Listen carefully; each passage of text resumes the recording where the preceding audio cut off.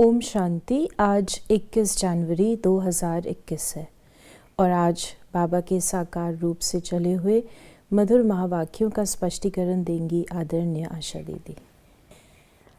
बाबा ने कहा, मीठे बच्चे, तुम यहाँ आए हो सर्वशक्तिमान बाप से शक्ति लेने, अर्थात दीपक में ज्ञान का घृत डालने। शक्तियों की आवश्यकता तब पड़ती है जब आत्मा ये निश्चय करती है कि मुझे इस पुरुषार्थ में पढ़ाई को पढ़ते पढ़ते पावन देवता बनना है। तो जब ये रियलाइजेशन होती है और पढ़ना शुरू करते हैं तो स्वाभाविक है, टेस्ट भी आते हैं, परीक्षाएं भी आती हैं, कि पढ़ाई माना ही परीक्षा, और परीक्षा का होना स्वाभाविक है क्योंकि परीक्षा से हमको पता लगता है कि हमने कितना पढ़ा है, कहाँ तक हम अपनी उस पढ़ाई में प्रवीण हुए हैं। तो इसलिए हमको चाहिए परीक्षाओं का सामना करने के लिए शक्तियाँ। वो शक्ति कहाँ से आएगी? वो शक्ति कोई स्थूल तो है नहीं जो हम एक दूसरे से शेयर कर सकते हैं। वो है सूक्ष्म शक्तियाँ। और इस समय देखा जाए तो इस संसार में कोई भी ऐसा प्राणी नहीं है जो इतना शक्तिशाली हो जो अपनी शक्ति दूसरे को ट्रांसफ़र कर दे। तो जब मनुष्य आत्मा से ये काम नहीं होता तो एक ही हस्ती याद आती है और वो है परमात्मा। परमात्मा को ही हम सर्वशक्तिवान कहते हैं। और सर्वशक्तिवान सब शक्तियाँ, हर प्रकार की शक्ति, समाने की भी है, सहन करने की भी है, परखने की भी है, निर्णय की भी, आदि आदि, सत्यता की है, प्यार की शक्ति है, आदि। अब वो हमारे अंदर कैसे आए? परमात्मा तो परमात्मा है, वो वर्ल्ड ऑलमाइटी अथॉरिटी है, सर्वशक्तिवान है, लेकिन वो शक्तियाँ मुझ आत्मा को कैसे देगा? वो शक्तियाँ कोई यूं तो नहीं दे सकते हैं। तो उसके लिए हमें अपने आप को, अपने मन और बुद्धि को बाबा के साथ कनेक्ट करना पड़ता है, जिस कनेक्शन का नाम है योग।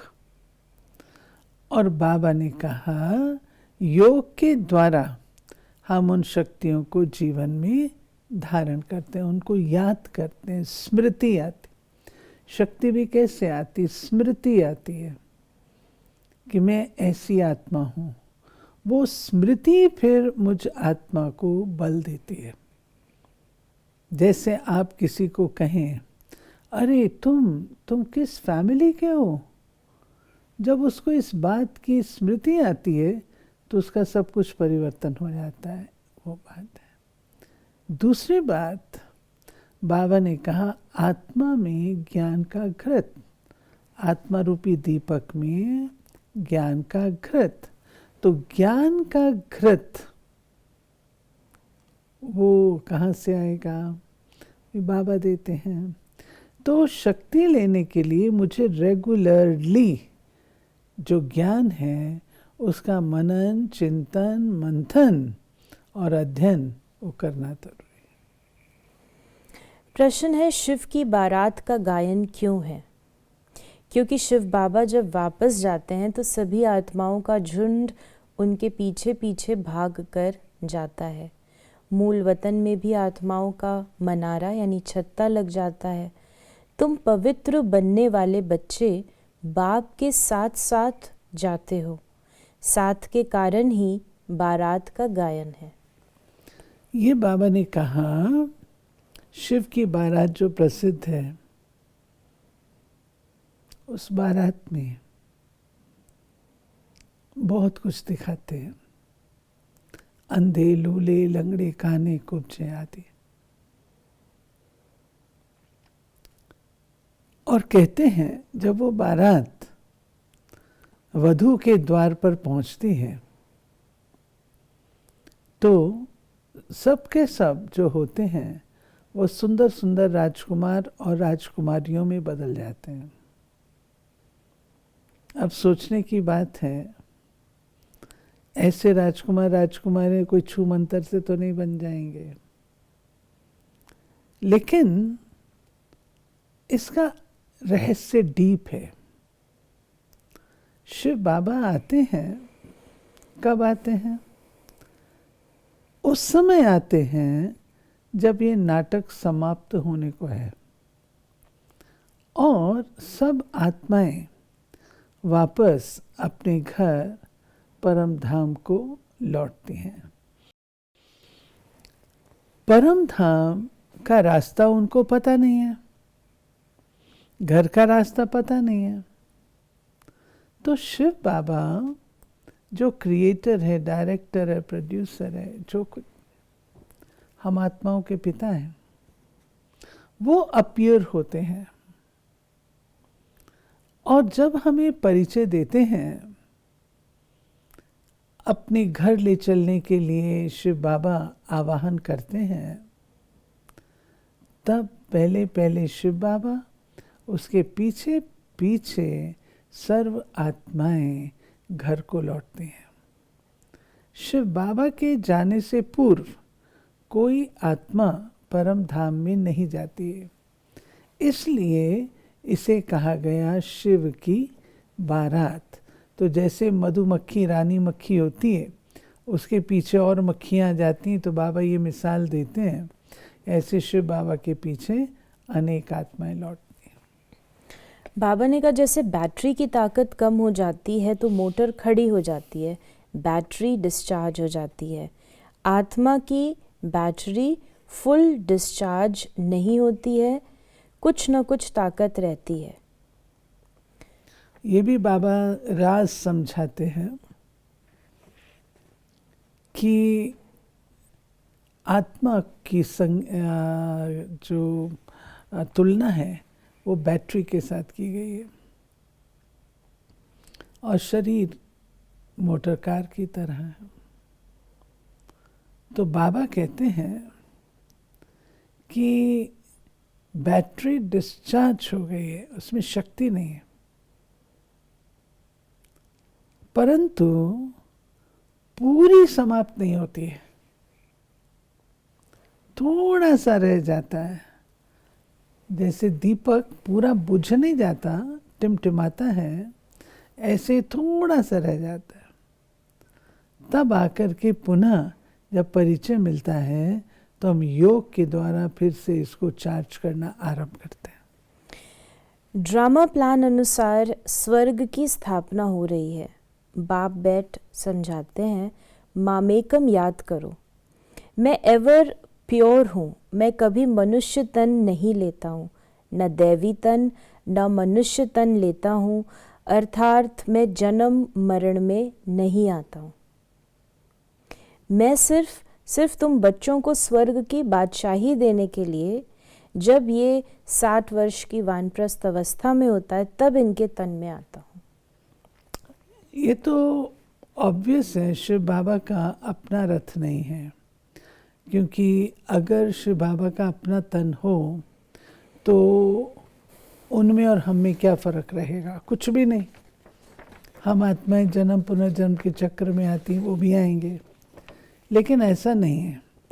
शिव बाबा कहते हैं कि मैं इनसे न्यारा हूँ और न्यारा होने के कारण मैं दृष्टा हूँ, साक्षी हूँ, सारे नाटक को देखता हूँ और मैं आकर के पुनः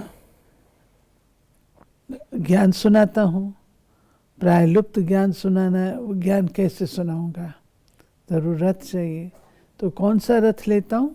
प्रजापिता ब्रह्मा का, जिसकी वानप्रस्थ अवस्था होती है, उस तन को अडॉप्ट करता हूँ और उसके द्वारा ज्ञान सुनाता हूँ। आत्मा अकाल है जिसको काल खा न सके, बाकी तख्त तो बदलते रहते हैं। अकाल मूरत आत्मा इस तख्त पर बैठती है, पहले छोटा तख्त होता है, फिर बड़ा होता जाता है। फिर बाबा ने कहा कि ये स्पष्ट हुआ। बाबा ने कहा शरीर अकाल तख्त, ये है आत्मा यहाँ निवास करती है, अकाल मूर्त, तो ये हमारा तख्त है। और बाबा कहते पहले छोटा होता फिर बड़ा है, जब बचपन में तो छोटा है फिर उसके बाद बड़ा होता है। ये है श्रीमत अर्थात श्रेष्ठ ते श्रेष्ठ मत भगवान की, बाकी सब है मनुष्य मत। मनुष्य मत से गिरते आते हो, अब श्रीमत से तुम चढ़ते हो।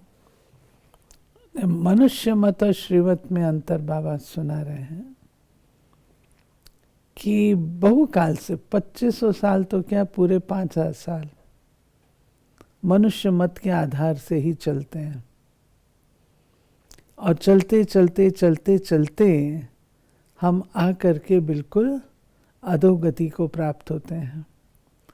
केवल शिव बाबा न्यारा रहता है। तो जब हम ऐसी हालत में आ जाते हैं जो बिल्कुल ग्राउंड लेवल, ज़ीरो लेवल पर, तब बाबा आकर के हम आत्माओं को श्रीमत देते, श्रेष्ठ मत देते हैं, समझ देते हैं, जिससे फिर से हम अपनी ऊंचाइयों को प्राप्त करते हैं। आज का वरदान है श्रीमत के आधार पर खुशी, शक्ति और सफलता का अनुभव करने वाले सर्व प्राप्ति संपन्न भाव। जो बच्चे श्रीमत के आधार से खुशी, प्राप्ति, शक्ति और सफलता का अनुभव करने वाले सर्व प्राप्ति संपन्न भव। जो बच्चे स्वयं को ट्रस्टी समझकर श्रीमत प्रमाण चलते हैं, श्रीमत में जरा भी मनमत या परमत मिक्स नहीं करते, उन्हें निरंतर खुशी, शक्ति और सफलता की अनुभूति होती है। पुरुषार्थ व मेहनत कम होते भी प्राप्ति ज़्यादा हो, तब कहेंगे यथार्थ श्रीमत पर चलने वाले। परंतु माया ईश्वरीय मत में मनमत व परमत को रॉयल रूप से मिक्स कर देती है, इसलिए सर्व प्राप्तियों का अनुभव नहीं होता। इसके लिए परखने और निर्णय करने की शक्ति धारण करो तो धोखा नहीं खाएंगे। इम्पोर्टेंट बात यह है कि श्रीमत मिलने के बाद भी कई आत्माएं उसे असेस करती रहती है, ये राइट है या नहीं, अगर हम ऐसा कर ले तो, बाबा ने ये कहा तो है, लेकिन हम इतना ही कर सकते हैं, आदि आदि।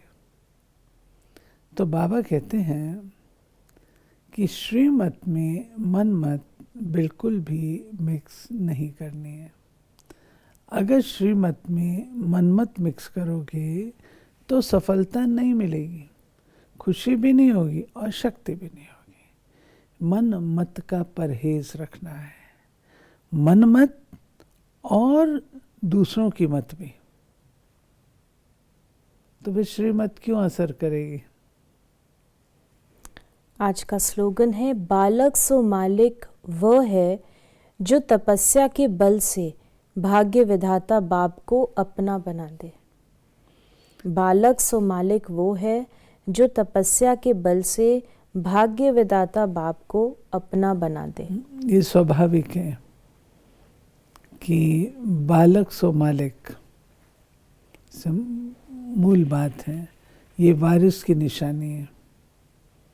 बालक भी रहे और वारिस भी रहे। तो ये थे बाबा के आज के महावाक्यों का स्पष्टीकरण। यदि आपके मन में भी कोई सवाल है तो आप उसे व्हाट्सएप करें 8826599309 पर। ओम शांति।